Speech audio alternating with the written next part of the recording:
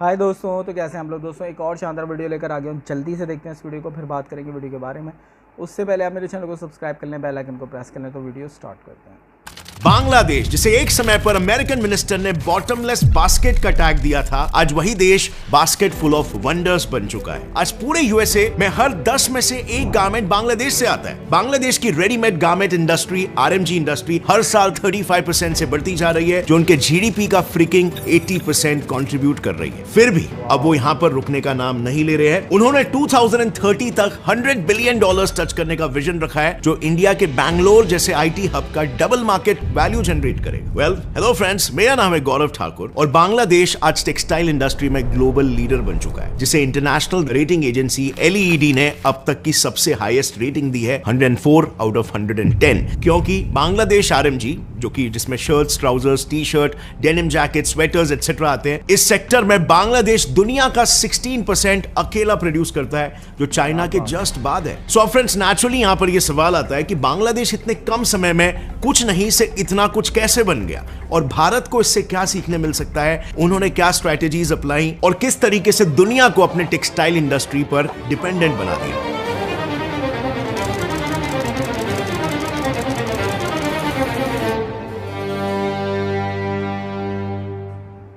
So friends, इन सभी सवालों का जवाब छुपा है बांग्लादेश के इतिहास में। आइए जरा नजर घुमाते हैं। बात कुछ ऐसी है ना कि बांग्लादेश में क्लॉथ प्रोडक्शन इंडस्ट्री 500 से 1000 साल पुरानी है।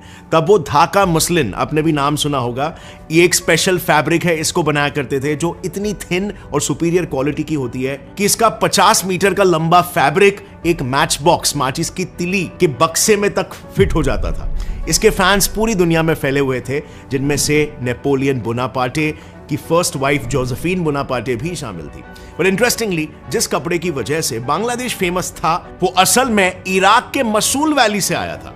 मगर साल 1210 में सुल्तान कुतुबुद्दीन ऐबक ने उस क्लॉथ के प्लान्स को और उन आर्टिसंस को इंडिया बुलवा लिया, जिससे इंडिया के व्यूअर्स उससे सीख सके कि कैसे इस पौधे को ग्रो किया जा सके और कैसे इसे प्रोसेस कर सके। फिर इससे सीखकर इसमें महारत हासिल करने वाले सबसे पहले सेक्ट ढाका के बसक बने। बसक्स ने इसे इतना अच्छे से सीखा कि कई जनरेशंस तक उनकी टेक्निक पास ऑन होती गई, जिसने बांग्लादेश को ढाका मुस्लिन बनाने वाली प्रोमिनेंट कंट्री बना दी और वर्ल्ड वाइड सोल एक्सपोर्टर।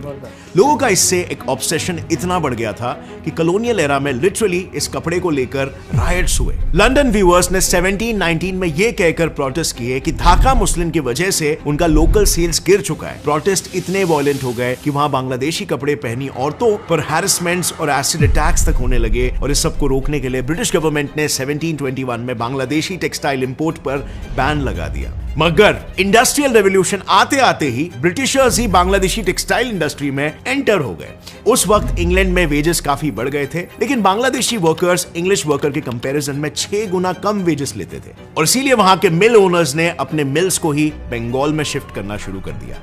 और यही एक मेजर टर्निंग पॉइंट था, जहां से बंगाल में टेक्सटाइल फैक्ट्रीज बूम होनी शुरू हो गई, क्योंकि इससे ब्रिटिश ऑक्यूपाइड इंडिया का ही Bengal province highest fabric producer बन चुका था। लेकिन 1972 में इंडिपेंडेंट होने के बाद बांग्लादेशी गवर्नमेंट ने सारे टेक्सटाइल मिल्स को नेशनलाइज कर दिया, बट सही मैनेजमेंट ना होने के कारण वो लॉस में चलने लगे और तब 1979 में आए कई बांग्लादेशी टेक्सटाइल इंडस्ट्री के मॉडर्न पायनियर्स, जिनमें से एक सबसे बड़े थे नूरुल कादिर खान।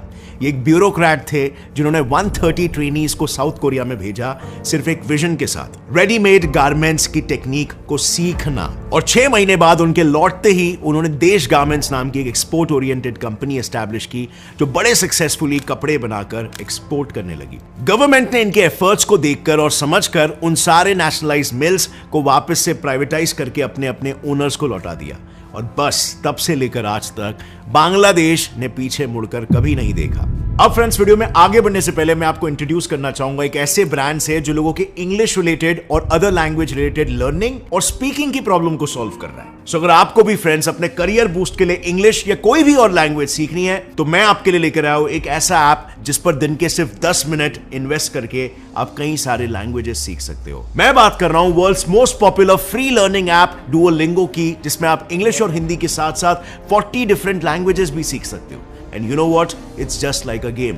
बस उसके लिए आपको प्ले स्टोर और ऐप स्टोर से इस ऐप को डाउनलोड करना है और 2 एक्सरसाइजेस को अपनी प्रेफर्ड लैंग्वेज में सॉल्व करना है, जिसके लिए ये ऐप आपको डेली रिमाइंडर्स भी सेंड करेगा। साथ ही इस पर कई सारे इंटरेस्टिंग टॉपिक्स भी है, जैसे ट्रैवल, जॉब अपॉर्चुनिटीज एक्सेट्रा, जिसकी मदद से आप कोई भी लैंग्वेज को सीख सकते हो इजी कॉन्वर्सेशंस के जरिए। ये ऐप मोस्टली स्पीकिंग, लिसनिंग और रीडिंग इन तीनों एस्पेक्ट्स पर फोकस करता है, जिससे आपकी लर्निंग काफी फास्ट हो जाती है। तो जल्दी डाउनलोड करो, लिंक डिस्क्रिप्शन में है। Learn and practice new languages with Duolingo. और अब वापस आ जाते हैं हमारे वीडियो पर।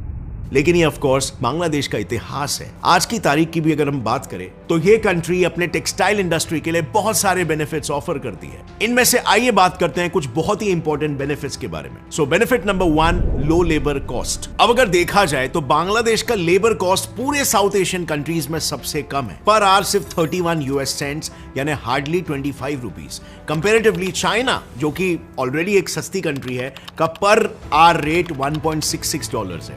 पाकिस्तान का 56 सेंट्स है और इंडिया में 51 सेंट्स है। यहां पर लेबर कॉस्ट लो होने के पीछे एक मेजर रीजन ये है कि बांग्लादेश में कोई स्ट्रिक्ट लेबर लॉज ही नहीं है, जो लेबर स्ट्राइक्स जैसी सिचुएशन को क्रिएट करे कि रोक सके अगर लेबर्स के साथ कोई एक्सप्लॉयटेशन हो रहा है तो। साथ ही बांग्लादेश का मेजर पॉपुलेशन अनस्किल्ड और अनएडुकेटेड भी है, जिससे भी उनका कॉस्ट काफी कम हो जाता है। Benefit number 2, government initiatives. इस टेक्सटाइल ग्रोथ के पीछे बांग्लादेशी गवर्नमेंट का काफी बड़ा रोल है। बांग्लादेश दुनिया का सबसे ज्यादा कॉम्पिटिटिव फिस्कल और नॉन फिस्कल इंसेंटिव्स देने वाला देश है। इतना कि बांग्लादेश में स्पेशल इकोनॉमिक जोन्स में आरएमजी गारमेंट्स कंपनी खोलना आपको फर्स्ट और सेकेंड ईयर में 100% टैक्स कंसेशन देता है। उसके बाद फिर नेक्स्ट 2 सालों में 50% कंसेशन और 5th ईयर तक 25% टैक्स इंसेंटिव्स मिलता है। गवर्नमेंट ने तो टेक्सटाइल इंडस्ट्रीज सेटअप करने में लगने वाले हेवी लोन्स के लिए इजी लोन फैसिलिटीज यानी कि लेटर ऑफ क्रेडिट भी देना शुरू कर दिया है। पहले बांग्लादेश एक लेस डेवलप्ड कंट्री होने की वजह से उसकी वर्ल्ड वाइड क्रेडिट वर्दीनेस काफी कम थी और इस वजह से उन्हें मशीनरी और रॉ मटेरियल्स इंपोर्ट करने के लिए इश्यूज फेस करना पड़ता था। बट एलओसी के मदद से बायर्स अपने बैंक से क्रेडिट लेटर लेकर उसे सप्लायर को दे देते हैं, जिससे सप्लायर एनकैश करके बायर को उनके ऑर्डर्स पहुंचा देता है। बांग्लादेश में सिर्फ इंपोर्ट ही नहीं, प्रोडक्शन पर भी इंसेंटिव्स है। आरएमजी और फैब्रिक्स एक्सपोर्ट करने पर गवर्नमेंट 5% इंसेंटिव्स देती है, वहीं यार्न एक्सपोर्ट करने पर 4 से 2% इंसेंटिव्स मिलता है। उसी तरह स्मॉल यूनिट्स को इलेक्ट्रिक बिल पर 10% कैश सब्सिडी मिलती है और बॉन्डेड वेयरहाउस की फैसिलिटीज भी प्रोवाइडेड है, जिसमें मैन्युफैक्चरर्स बिना टैक्स और ड्यूटी के रॉ मटेरियल्स और पैकेज्ड गुड्स स्टोर कर सकते हैं। इन एफर्ट्स की वजह से आज दुनिया के मेजर कंट्रीज जैसे यूएसए, कनाडा और ईयू बांग्लादेश का मार्केट बन चुके हैं। जो बांग्लादेश 1976 में ग्लोबल प्रोडक्शन का सिर्फ 0.001% करता था, आज वही 80 कंट्रीज में डाइवर्स प्रोडक्ट्स को एक्सपोर्ट करता है, जैसे शर्ट्स, जैकेट्स, ट्राउजर्स और ऑलमोस्ट सारी निटेड आइटम्स। और तो और ये इंडस्ट्री अब हर साल करीबन 15% से बढ़ती जा रही है, जो बांग्लादेश की इकोनॉमी में एक मेजर एम्प्लॉयमेंट भी जनरेट करती है।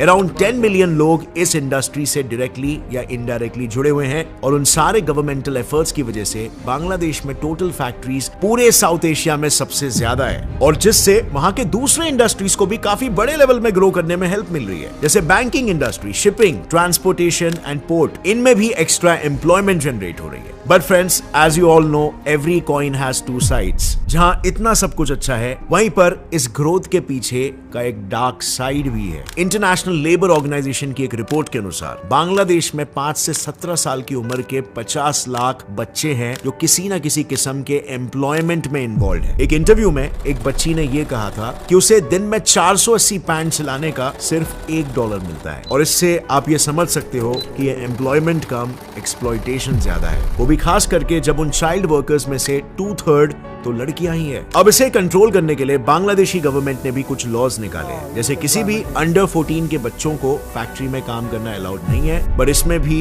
एक लूप होल है। 12 साल की उम्र से लाइट वर्क यानी कोई भी नॉन हैजर्डस जॉब में इन्वॉल्व होने की इन बच्चों को परमिशन है और वो भी हफ्ते के 42 वर्क आवर्स। इस लॉ की वजह से कई बच्चे चाइल्ड लेबर में जुड़ जाते हैं, एक ऐसी उम्र में जहां पर उन्हें पढ़ाई पे ज्यादा ध्यान देना चाहिए। इन्हें कंट्रोल करना भी मुश्किल है क्योंकि 90% चाइल्ड लेबरर्स तो इनफॉर्मल सेक्टर्स में ही काम करते हैं, जिसकी वजह से वहां कोई भी चाइल्ड लेबर लॉ एनफोर्स करना इम्पॉसिबल है। Also safety is another concern. Factories के सबपार सेफ्टी स्टैंडर्ड्स की वजह से रोज लाखों वर्कर्स अपनी जान को जोखिम में डालकर पैसे कमाते हैं और बांग्लादेश में अराउंड 40% बिल्डिंग्स ऐसी है जो काफी खराब कंडीशन में है क्योंकि इनका कई सालों से स्ट्रक्चरल रेनोवेशन भी नहीं हुआ है। इसका बेस्ट एग्जांपल है राणा प्लाजा कॉम्प्लेक्स। 23 अप्रैल 2013 को एक टीवी चैनल ने राणा प्लाजा बिल्डिंग की बुरी हालत को रिपोर्ट किया, जहां उन्होंने पूरी बिल्डिंग गिरने के कगार पर है ये दिखाया। इस वार्निंग से बिल्डिंग के लोअर फ्लोर्स में स्थित शॉप्स और बैंक्स को सेफ्टी के नाते इवैक्यूएट कर दिया गया, मगर उस बिल्डिंग के ओनर सुहेल राणा ने इस न्यूज कवरेज को ओपनली फेक बताया, जिसके बाद उसी बिल्डिंग में मौजूद एथर टेक्सटाइल्स नाम की एक कंपनी ने अपने वर्कर्स को फाइनल वार्निंग दे दी कि अगर वो काम पर नहीं आए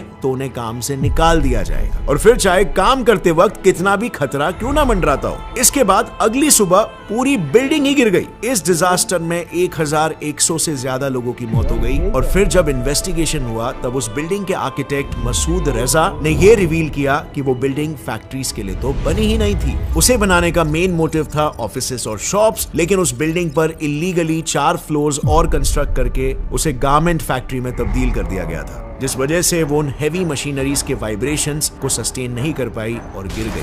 अब फ्रेंड्स, ये कोई एक्सक्लूसिव केस नहीं है। एज आई सेड, पूरे बांग्लादेश में टेक्सटाइल फैक्ट्रीज की कुछ ऐसी ही हालत है।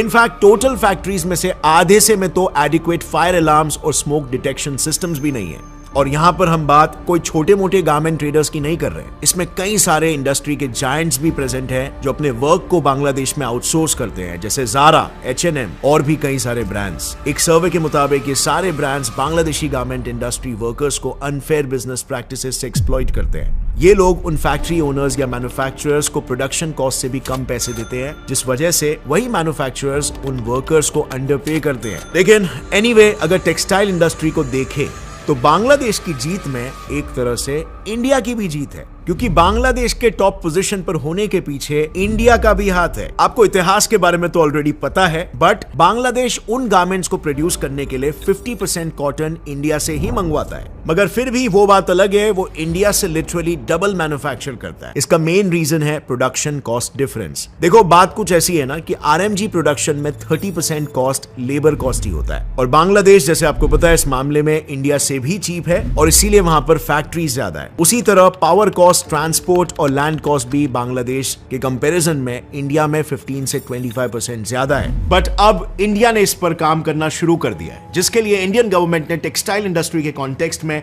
एक बड़ा विजन रखा है। गवर्नमेंट ने सिर्फ 2021 में 10,000 करोड़ रुपए से भी ज्यादा का फंड टेक्सटाइल फर्म्स के प्रोडक्शन को अपग्रेड करने में इन्वेस्ट किया है। नए इंसेंटिव्स को भी इंट्रोड्यूस किया है, जैसे मशीनरी अपग्रेडेशन के लिए 15 से 20% इंसेंटिव्स, तो वहीं पर नए मशीनरीज परचेस करने के लिए डायरेक्ट 25% का फंड अब इस प्रोजेक्ट को भी कैटलाइज करेगा। उसी तरह टीयर 2 और टीयर 3 सिटीज में नए फैक्ट्रीज को सेटअप करने के लिए सभी मेजर स्टेट्स को कुछ अमाउंट ऑफ फंड्स भी एलोकेट कर दिए गए हैं। मेरे हिसाब से गवर्नमेंट ने एफर्ट्स लेना शुरू कर दिया है, और शायद इस वजह से आने वाले समय में इंडिया एक ग्लोबल टेक्सटाइल हब बन सकता है। ये मैं इसीलिए कह रहा हूं क्योंकि हर साल जहां पर टेक्सटाइल इंडस्ट्री में इंडिया 3 से 4 बिलियन के वैल्यूएशन को ऐड करती जा रही है, वहीं पर अब 2022 से 10 से 12 बिलियन ऐड हो चुके हैं। सिर्फ एक साल में 10 से 12 बिलियन का ऐड होना। आपको क्या लगता है इस बारे में? नीचे कमेंट्स में जरूर बताना। मगर जाने से पहले एक चीज मैं आपको बता दूं, बांग्लादेश एक अकेली ऐसी कंट्री नहीं है जो जीरो से हीरो बनी है। 60 साल पहले सिंगापुर भी एक बहुत ही पुअर कंट्री हुआ करती थी, जो आज काफी फ्यूचरिस्टिक बन गई है। और वो कैसे हुआ और उससे इंडिया क्या सीख सकता है और इंडिया ने क्या सीखा है, उसे मैंने इस वीडियो में डिटेल में कवर किया। तो इस वीडियो को भी चेकआउट करना मत भूलना, आपको बहुत कुछ नया सीखने मिलेगा। और फ्रेंड्स, अगर तो दोस्तों ये वीडियो थी गौरव ठाकुर की, नीचे डिस्क्रिप्शन में इनका वीडियो का लिंक दे दिया, और बहुत ही अच्छी डिटेलिंग वीडियो बनाई हुई है। और इंडिया के बांग्लादेश के ये फैक्ट सुन के मैं तो शॉक्ड हूँ। वैसे शॉक्ड नहीं हूँ, एक्सपेक्ट तो ये करा जाता है, हमारे यहाँ बड़ी बात की जाती है। पहले पाकिस्तान के अंदर ना ये बड़ी मिसाल दी जाती थी कि यार तुम 2% के आदमी नहीं हो। 2% की वैल्यू थी ना, वो पाकिस्तान के 1 पैसे के बराबर भी नहीं थी, ठीक है। और अब पाकिस्तान में 1% जो है ना, वो पाकिस्तानी 2 रुपये का या 2 रुपये का है। तो अब जो हमारी करेंसी है ना, वो डिवैल्यू हो चुकी है और बांग्लादेश के ऊपर जा चुकी है, क्योंकि भाई वो लोग काम कर रहे हैं, आगे तरक्की कर रहे हैं, रेवोल्यूशनरी चेंज लेकर आए हैं अपने टेक्सटाइल के अंदर। नो डाउट वो एक्सप्लॉयटेशन भी कर रहे हैं, बट साथ साथ वो अपने मुल्क को तरक्की पे भी लेके जा रहे हैं, और एक्सप्लॉइट होने वाली चीज़ों को अलग अगर आप रख लें तो वो अपने मुल्क को तरक्की के ऊपर लेके जा रहे हैं। और वो जो उनका एक्सपोर्ट का जितना भी हिस्सा है 80% तो वो टेक्सटाइल पे लेके जा रहे हैं, और ज़बरदस्त है। और पाकिस्तान के अंदर इसके ऊपर बहुत अरसे से काम नहीं हुआ, बल्कि उल्टा हो गया कि बिजली महंगी हो गई, लेबर कॉस्ट सस्ती थी, उसके बावजूद यहाँ से लोग उठ गए बांग्लादेश और इंडिया चले गए। और उसकी वजह यही थी कि यहाँ पे बिजली बहुत ज़्यादा महंगी हो गई, और दूसरे तरीके की जो इंसेंटिव देना चाहिए थे वो नहीं दिए, और उन्होंने देखें कितने गज़ब के इंसेंटिव दिए हुए हैं। और यहाँ पे अगर बात की जाए इंडिया की, तो इंडिया तो अब बहुत ही गज़ब चेंज करने जा रहा है, क्योंकि इंडिया के पास अब पैसा है। अब वो उन पैसों को लगा के बहुत ज़्यादा अच्छा काम कर सकते हैं, और वो करने जा भी रहे हैं। उन्होंने वो इंसेंटिव देना शुरू कर दिए हैं, और मज़ीद वो इंसेंटिव देते चले जाएंगे आगे भी, क्योंकि जब उनका फोकस इस तरफ आ गया, वो देख रहे हैं कि दुनिया में हम इसके अंदर भी काम कर सकते हैं, तो क्यों ना करें, और वो करना शुरू हो गए हैं। तो ये एक बहुत ही ज़बरदस्त चीज़ है मेरे हिसाब से।